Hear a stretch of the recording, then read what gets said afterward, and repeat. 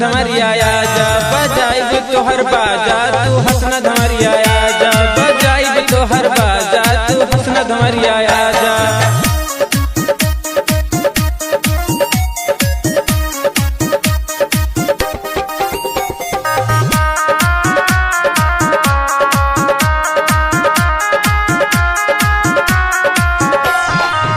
यहाँ के लौंडे बड़े रंगदार हमें लौंडे का बूढ़ा हो यहाँ दमदार हमें।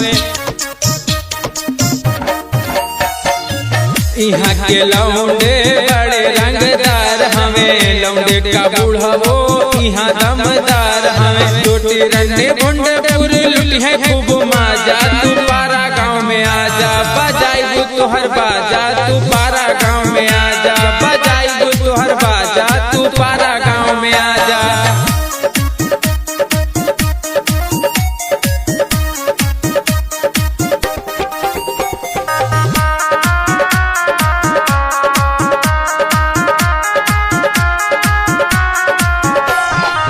जरवल गुड़ जरवल कस्बा तो होके घुमाए देवे जवान कहबो रानी तो होके खियाए देवे।